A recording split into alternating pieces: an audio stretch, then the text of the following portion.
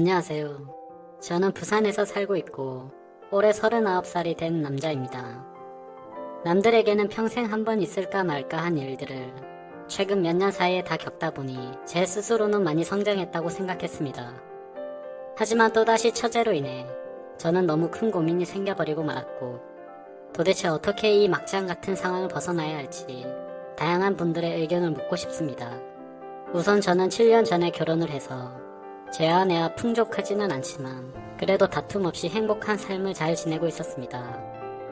제 아내는 어디 하나 나무랄 게 없는 너무나도 착한 심성의 여자였었죠. 처음 만나게 된 건 제가 처음으로 봉사활동을 나가서 보게 되었습니다. 그때는 제 인생에 대한 회의감이 들었었고 자존감이 너무 낮아져서 많은 사람들을 만나서 저를 고치고 싶었습니다. 그리고 어려운 환경에 있는 사람들을 돕고 하다 보면 제 인생이 더 나아지지 않을까 하는 마음으로 용기를 내서 봉사활동을 나가게 되었습니다.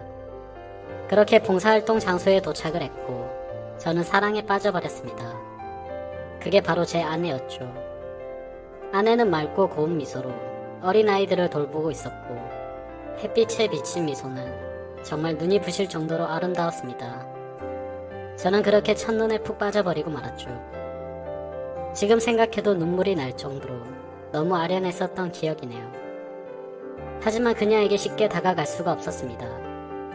저는 가진 것도 별로 없었고 외모도 남들보다 별로 뛰어나지 않은 그저 평범한 사람이거든요. 그리고 그 당시에는 되는 일이 하나도 없어서 자존감이 바닥을 치고 있었을 때였죠.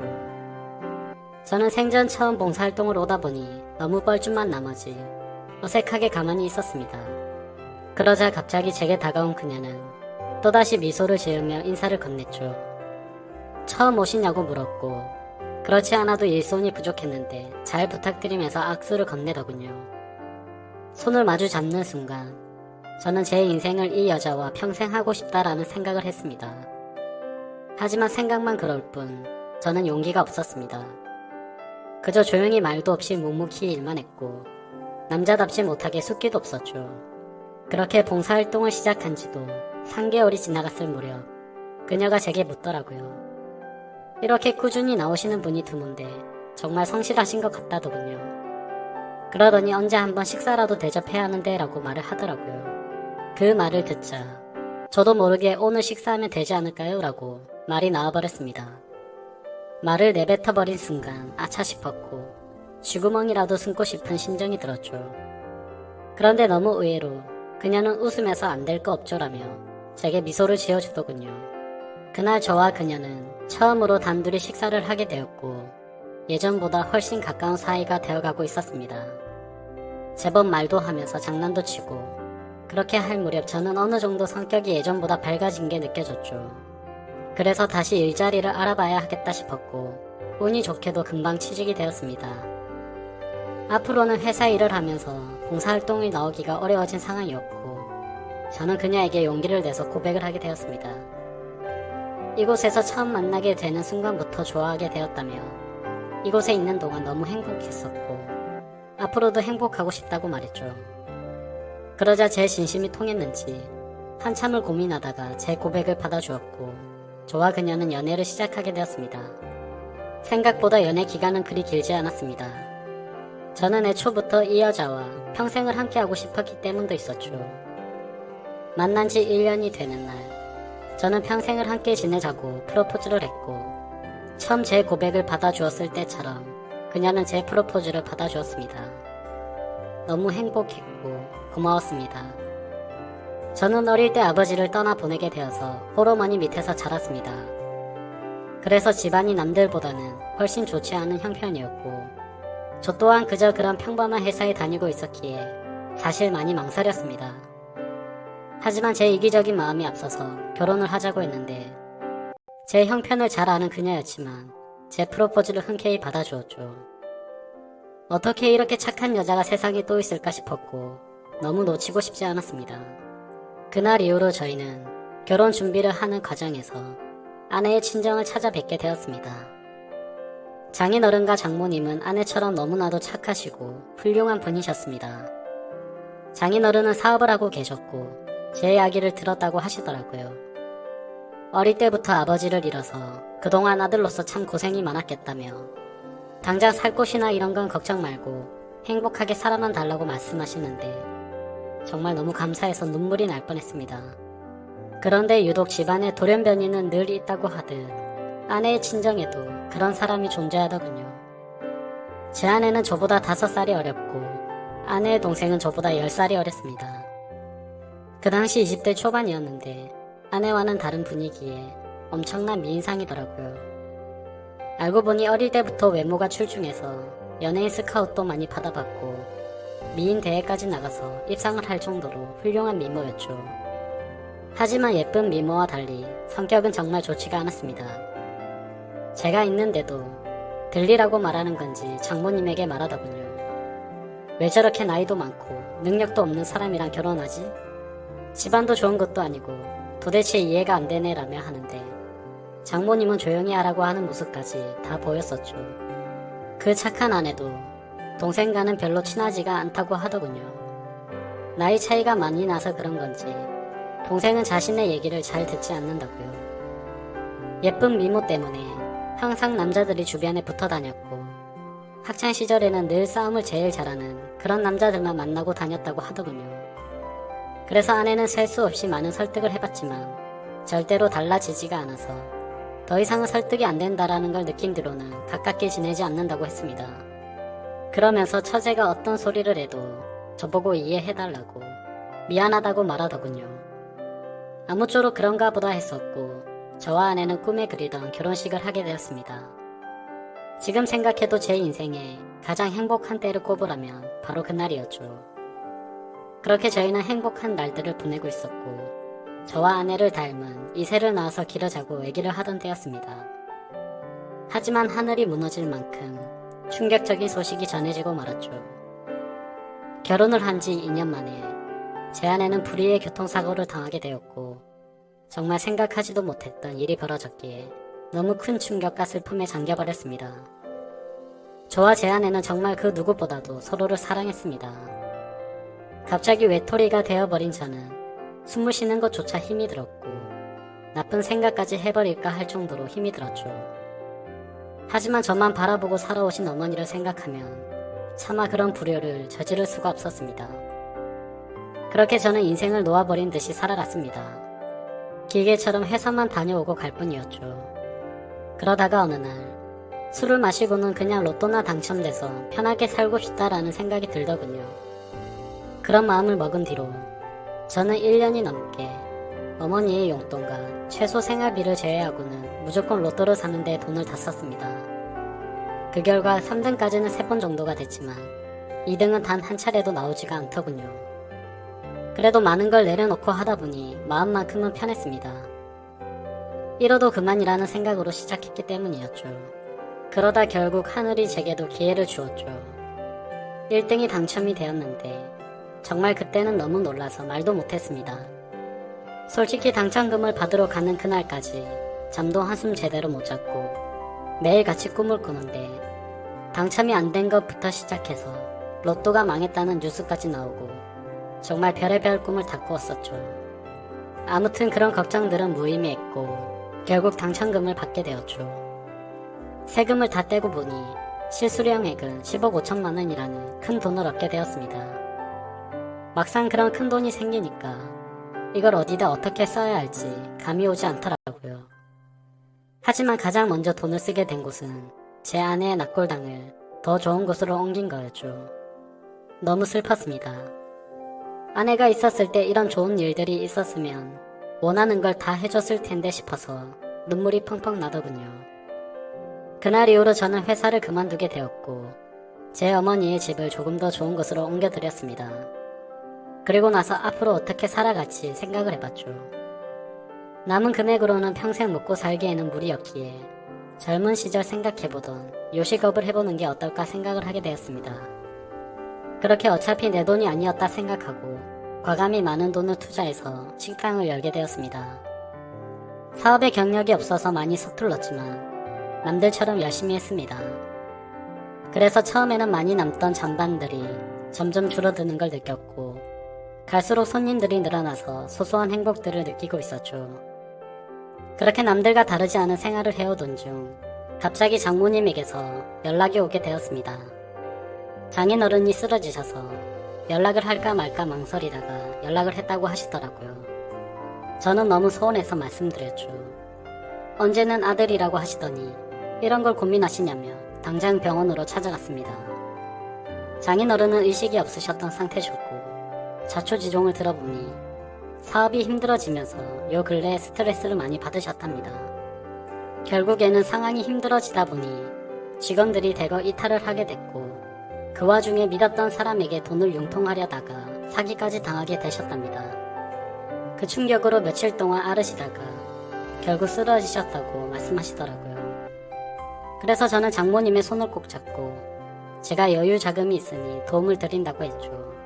장모님은 절대로 받을 수 없다며 자신의 딸로 인해 제가 얼마나 힘든지 잘 안다면서 어떻게 그 돈을 받겠냐며 눈물을 흘리셨죠. 저는 오랜 설득 끝에 장모님께 결국 돈을 드리게 되었습니다. 하지만 결국 아들처럼 저를 대해주시던 장인어른은 끝끝내 버티지 못하시고 세상을 떠나시게 되었죠. 결국 제가 해드린 돈과 장인어른의 보험금을 합쳐서 겨우 빚쟁이 신세는 면하게 되었습니다. 그 과정에서 제가 많은 도움을 드리느라 항상 친정에 하루가 멀다 하고 드나들었고 처제도 자주 마주하게 되었죠. 그러다 어느 날 처제가 너무 힘들다면서 술 한잔 사주시면 안 되냐고 제게 묻더군요. 그래서 어려울 거 없는 부탁이었기에 처제와 저는 둘이서 술을 마시게 되었습니다. 한창 술을 마시다 술이 조금 취하니까 처제는 아내 얘기를 꺼내더군요. 언니에게 너무 못했던 게 매일 생각났고 시간을 되돌릴 수 있다면 잘하고 싶다고. 착한 언니를 왜 빨리 데려갔는지 하늘이 원망스럽다며 펑펑 울더라고요. 그러면서 예전에 제게 잘못했던 부분들도 너무 미안했다며 철이 없어서 했던 짓이지만 형부에게 상처를 준 거 생각하면 자기 자신이 너무 밉다고 울면서 말하는데 그 말에 저는 처제의 진심이 너무 와닿았습니다. 그래서 그날 이후로 저는 처제를 다시 보게 되었습니다. 얼굴만 예쁠 뿐만 아니라 본래 성격은 역시나 부모님과 아내를 닮아서 착한 사람이었구나라고 생각했죠. 그리고 나서 처제와 많은 대화들을 나누었습니다. 많은 대화를 나누다 보니 그동안 서먹했던 사이가 조금은 풀어지는 듯 했고 말을 이어가다가 처제는 제게 질문을 했죠. 갑자기 왜 이렇게 돈이 많냐고 묻더군요. 저는 그래서 약간은 당황했지만 거짓말로 대답을 했습니다. 왠지 로또 당첨이 되어서 벼락부자가 됐다라고 말하기는 창피한 마음이 들었던 거죠. 그냥 예전에 묵혀두었던 주식이 조금 올라서 그걸로 사업을 시작했는데 운이 좋게도 장사가 잘 되고 있다고 말했습니다. 지금 돌이켜 생각해보면 그때 장사가 잘 된다고 했던 그 말이 제 인생에 있어서 천추의 한이 될 거라고는 생각조차 못했습니다. 여하튼 그날 술자리를 계기로 처제와 저는 종종 밥도 먹고 술도 마시게 되었죠. 그러다가 결국 인간으로서 절대로 해서는 안 될 그런 실수를 저지르고 말았습니다. 제 인생에 있어서 너무 후회가 되는 일이었죠. 다른 날과 다름없이 처제와 술을 마시게 되었습니다. 그 당시에는 처제에게 용돈을 주고 지냈었기에 그날도 제가 술값을 계산하려고 했죠. 그런데 갑자기 처제가 일해서 돈을 벌었다며 자기가 술을 산다고 하더군요. 처제가 일한다는 소리는 못 들어서 의아하긴 했었지만 고집을 꺾지는 못했습니다. 그러더니 대신 저보고 다음 술자리를 사라고 해서 얼떨결에 그러겠다고 했죠. 근데 문제는 제가 술이 그렇게 세지가 않았다는 것입니다. 그래서 항상 한 자리에서만 마시고 헤어지다가 처음으로 술을 더 마시러 가게 되었습니다. 그날따라 처제는 평소와는 다르게 계속해서 제게 술을 권하더라고요. 그러다 저는 화장실을 가게 되었고 밖에서 남자들이 하는 얘기를 들었습니다. 왜 저렇게 예쁜 여자가 저런 남자랑 있지? 남자가 돈이 많나 보지 뭐, 이런 식의 대화였습니다. 저를 깎아내리는 소리였지만 내심 능력 있는 사람으로 보는구나 싶어서 기분이 크게 나쁘지는 않았습니다. 자리로 돌아가서 보니 처제는 누가 봐도 예쁘구나 싶었습니다. 물론 당연히 처제가 예쁘다는 건 잘 알고 있었죠. 미인대회에서 입상할 만큼 예뻤던 외모였고 항상 관리를 잘해왔던 터라 군살도 없었으니까요. 그런데 평소와 달리 처제도 많이 취했던 건지 계속 저에게 스킨십을 하고 기대려고 하더라고요. 맨정신이었으면 뭐하는 짓이냐고 했을 테지만 저도 술이 많이 취해서 미쳐버린 건지 처제의 모습이 여자처럼 보이기 시작했습니다. 그러다 술을 마시는 내내 손을 꼭 잡고 있다가 결국에 둘이서 넘어서면 안 돼 선을 넘게 되었죠. 그날 이후로 처제와 저는 사귀자라는 얘기만 하지 않았을 뿐 연인과 다름없이 만나게 되었습니다. 아내 생각에 절대 이건 아니다 싶었고 이런 관계를 그만하자고 만나서 얘기하려고도 해봤습니다. 하지만 막상 만나면 너무 예쁜 미모에 홀려서 또 같은 실수를 하게 되었죠. 그런 관계를 오랫동안 이어오다 보니 너무 자연스러운 만남은 그 누구도 모르게 몰래 계속 만나왔습니다. 그러다가 결국 생각하지도 못한 그런 일이 터졌습니다. 평생 겪지 못해본 유례없던 전염병이 돌기 시작하게 되었던 거죠. 항상 많은 수익을 유지해주었던 저희 식당도 너무 큰 위기가 생겨버렸습니다. 하루에 매출 300만원은 찍던 가게가 하루아침에 30만원도 못 팔게 되자 그때부터 상황은 너무 심각하게 돌아갔던 거죠.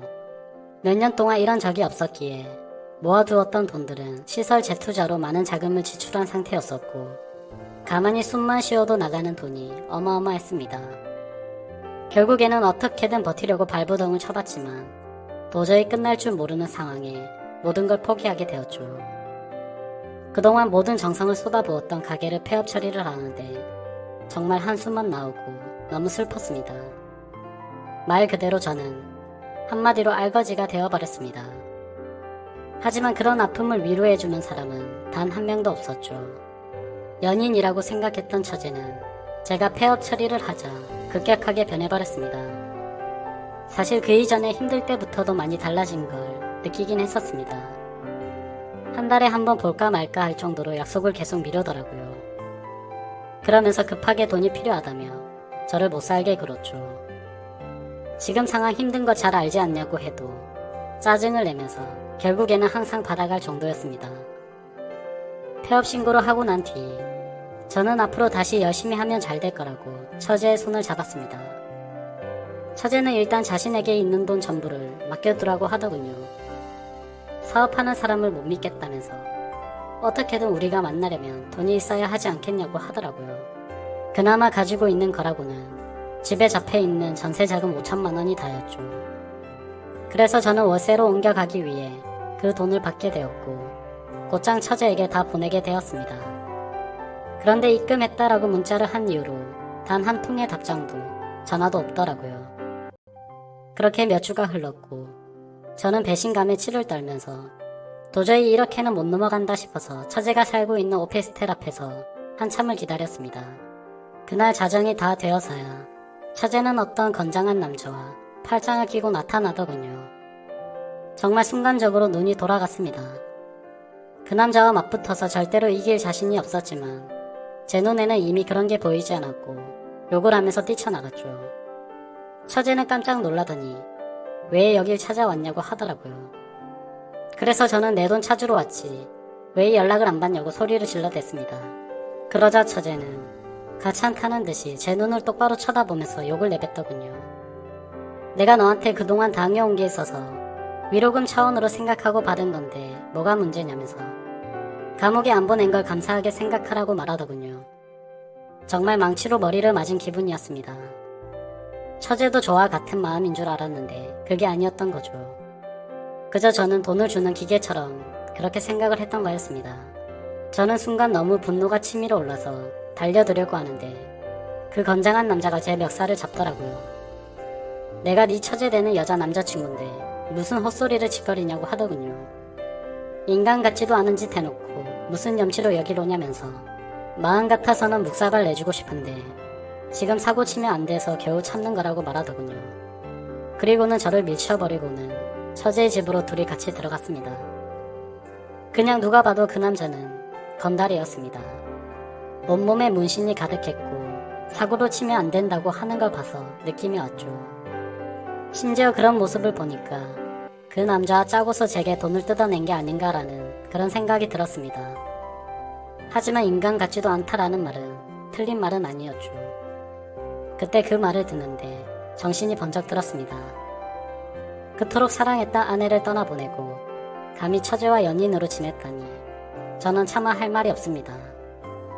그렇지만 그럼에도 불구하고 저는 지금 당장 제 모든 재산을 잃어버렸기에 어떻게 해야 할지 도저히 모르겠네요. 그 5천만 원으로 어떻게든 재기해보려고 했던 사업 미천이었는데 너무 절망적일 뿐입니다. 이런 경우에 법적으로 제가 다시 그 돈을 받아낼 방법은 전혀 없을까요? 그리고 솔직하게 말해서 돈도 돈이지만 이러면 안 되지만 처제가 그놈과 붙어있는 걸 생각만 해도 너무 화가 나고 가슴이 터질 것만 같습니다.